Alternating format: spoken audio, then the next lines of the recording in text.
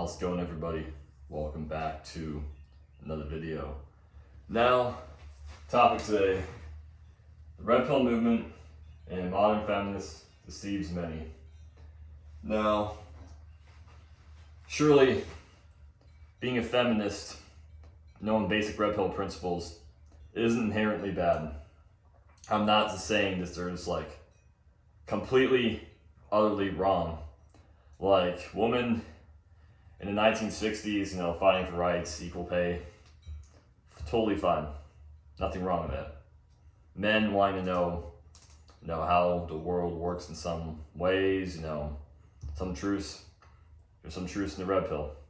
But it's gotten to a point now where it's deceiving so many people, and a lot of people are going down these ideologies, and it's really bringing the worst out of a lot of people, and it's not healthy, and it must be stopped. So number one, biggest problem with the red pill movement and modern feminists is they refuse to love one another. They're so cold, and it could be relationships, their family. They're so cold and robotic, like weird things to say. Like feminists don't believe in sometimes holding their baby. Sometimes they rather work. Now some parents need to work, extra hours in their job to make money, so they can't always be around their kids. But some feminists will they'll treat their kid. They won't hug them. They won't be nurturing. They won't be just being an overall feminine, loving, caring mother, sister, girlfriend. And they're taught that a lot of their femininity is bad, and they should be more masculine. And it's just wrong. I mean, it's they basically saying you shouldn't be who you are, and it's deceiving a lot of young ladies out here. Now, if a girl wants to be independent, work a job, have her own hobbies, have her own house, that's completely fine. Y'all men shouldn't hate that. But what I just said, that's the problem that's deceiving many young ladies. Number two, hate and envy. I used to watch some of these red pill YouTubers on YouTube, the platform, obviously, like I said. And I'm not going to name any names, but these guys were so dark, so angry, and had a lot of issues. They literally hated women for they have bad experiences with there's some awful women out there, evil, manipulative, narcissistic women that you should avoid. But not every woman's out there to take advantage of you, manipulate you. And sometimes it's just your own self, your reflection, that why people don't want to be with you is because maybe you're a red flag yourself. They refuse to look in the mirror and address issues, and a lot of men are falling down this path, and that's why they're deceived. Hating yourself and being robotic. Like I mentioned, being robotic, you start to feel very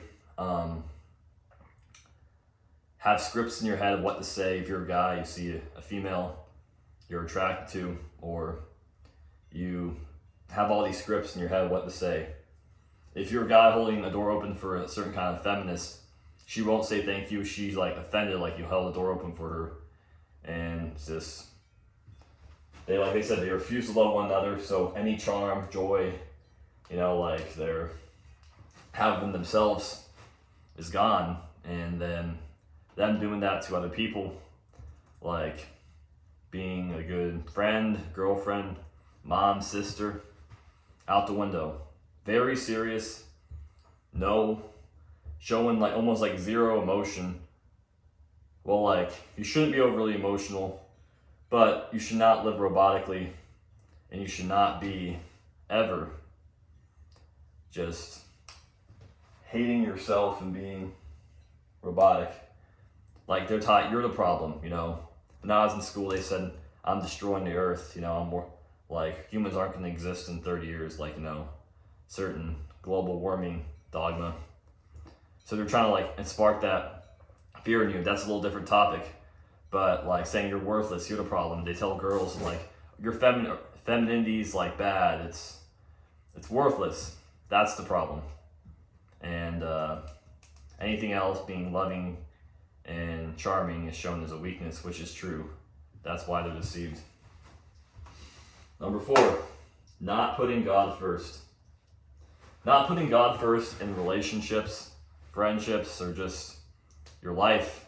Like you thinking you're your own God, which is not true, and you not thinking out of yourself to really think that there's anything, because you have to like put all your worries, all your stresses, casting them onto God.